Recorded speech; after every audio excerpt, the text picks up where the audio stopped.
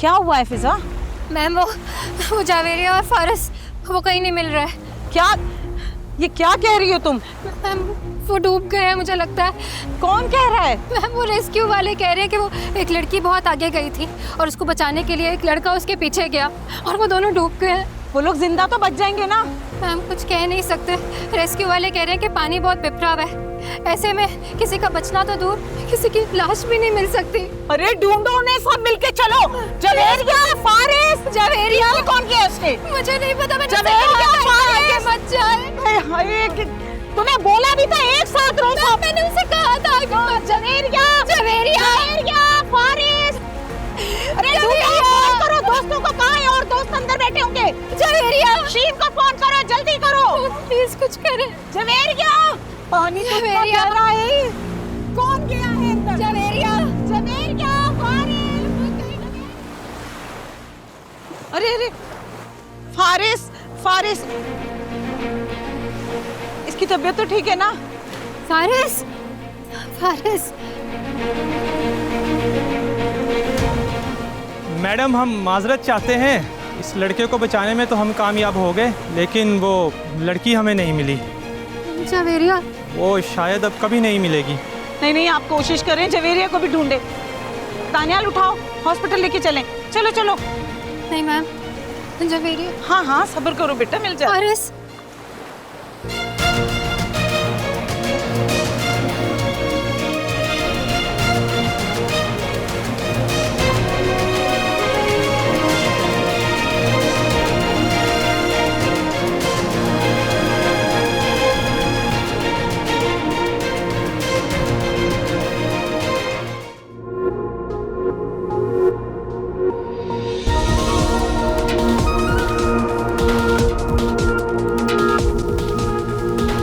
Mister Masood Ahmad कौन है? हाजी मोहम्मद, इनको बैच पे लिखा नाम पढ़ के बताएं। मसूद अहमद वलद। बस इतना ही बताना था। आप हैं? सरकार को तो यही लगता है। आपको आईजी मुबशर मिनहाज ने कॉल तो की होगी। आप बैठे। तो आप हैं महापारा सरफराज। राइट। मैं अपने काम से जानी चाहती हूँ। आप लोगों की तरह बैज लगाने की जरूरत नहीं है मुझे।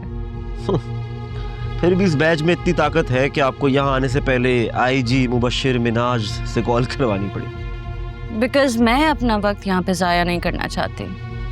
बहुत अच्छे। आई वुड अप्रिशिएट कि आप हमारा भी टाइम वेस्ट ना करें। काम बताएं प्लीज। आपको मुबशर मिनहाज ने बताया होगा यकीनन।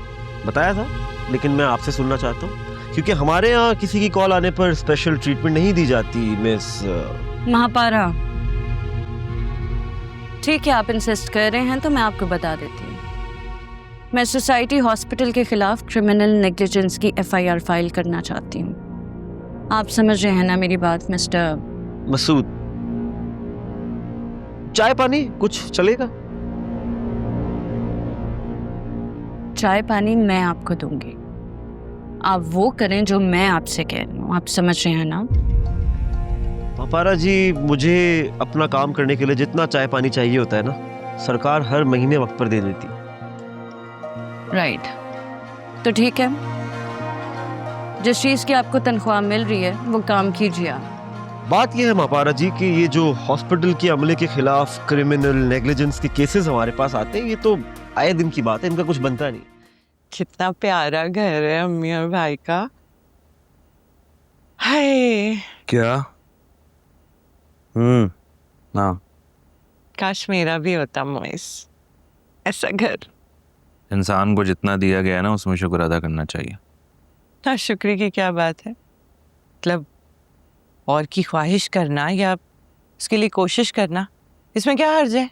लेकिन इस कोशिश और ख्वाहिश में हराम और हलाल की तमीज़ खो देना, इसमें हर्ज है। क्या मतलब?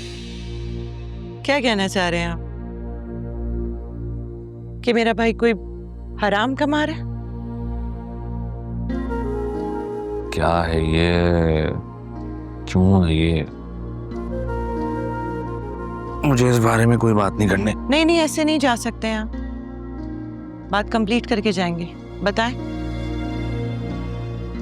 मुकम्मल करें बात। जब मेरा बात करने का मूड नहीं है तो नहीं है। क्यों फोर्स कर रही हो मुझे? क्या पॉइंट है इसमें? सुनना है? हाँ सुनना है मुझे। सुनना चाहती हूँ? ये जो प्रॉपर्टी वाले होते हैं ना, ये ब्लैक को वाइट करने के माहिर होते हैं, और जब उन्हें इस गलत काम की आदत पड़ जाती है ना, तो उससे नए आने वाले पैसे को ये हार्ड अर्न मनी का नाम देते हैं। हाँ, तुम अपने भाई से पूछो कि प्रॉपर्टी के कागजात उसने अपने नाम किए हैं या तुम्हारी अम्मी के नाम। पूछना। मतलब क्या इस बात का? घर वालों के लिए लिया है घर, तो जाहिर सी बात है घर की सरबराह अम्मा उन्हीं के नाम पे हो। मैं भी किससे बहस कर रही हूँ? हाँ तो भाई तेरा कुछ बना? कहाँ ममदू भाई, जिन लोगों के पास अब्बा की रकम है वो देने को तैयार नहीं है। हर कोई आपकी तरह थोड़ी होता है जो लेन देन नकद पे करे। अपना तो एक ही फंदा है, नगद देना नगद लेना, उधार ना देते ना उधार लेते। तो इसका मतलब है जो मुझे घर के लिए राशन चाहिए वो आप मुझे उधार पे नहीं देंगे? कतई नहीं, बिल्कुल उधार नहीं दूंगा।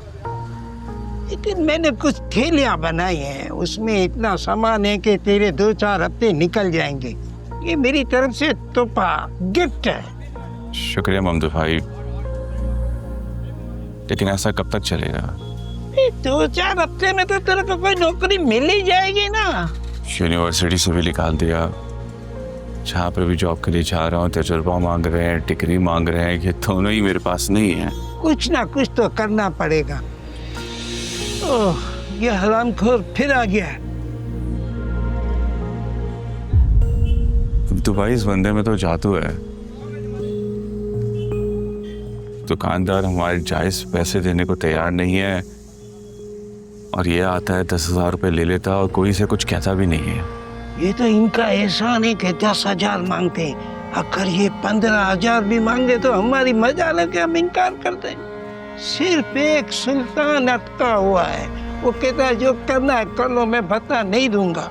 लेकिन ये बुरा नहीं मानते, परवाह नहीं करते, बहुत पैसा मिलता है इनको, बहुत बड़ा माफिया है। राबिया, तुम्हें शर्म आनी चाहिए ऐसी बातें सोचते हुए भी। सफदर, मैं इंसान हूँ, और कोई भी देखेगा ना कि तुम्हारी तरक्की इतनी जल्दी से हुई है तो शक करेगा। अरे जिसको शक करना है करे भाई, मुझे कोई परवाह नहीं है, पर तुम तो मेरी बहन हो ना। तुम्हें तो ऐसा वैसा कुछ भी सोचने की जरूरत नहीं थी। अरे आप लोगों को पता होना चाहिए कि सब कुछ मैं अपनी फैमिली के लिए, आप सबके लिए कर रहा हूं, खुद के लिए नहीं कर रहा। फैमिली के लिए? चलो ठीक है, मान लेते हैं। फिर ये घर अम्मा के नाम पे क्यों नहीं किया तुमने, बताओ? क्योंकि अम्मी के नाम पर करवाने में काफी लीगल इश्यूज थे। अच्छा, वो तो तेरी हर डील में होते होंगे, आखिर वो भी तो तू हल करता ही है ना। अम्मा, तुम्हें भी मेरी नियत पर शक है? ना ना, तौबा तौबा, मैं क्यों अपने बेटे की नियत पे शक करूंगी, मुझे पूरा यकीन है तुझ पे। लेकिन राबिया की बात भी गलत नहीं है सफदर। वो घर जैसा भी था, छोटा था, पुराना था, पर था तो मेरे ही नाम पे ना जो तूने बेचा है। हाँ तो ठीक है अम्मा, ये घर फिर मैं तुम्हारे नाम करवा देता हूँ, कोई सा मसला नहीं मेरे लिए। हाँ ठीक है, टैक्स वगैरह में खर्चा ज़्यादा आएगा वो मैं कर लूँगा,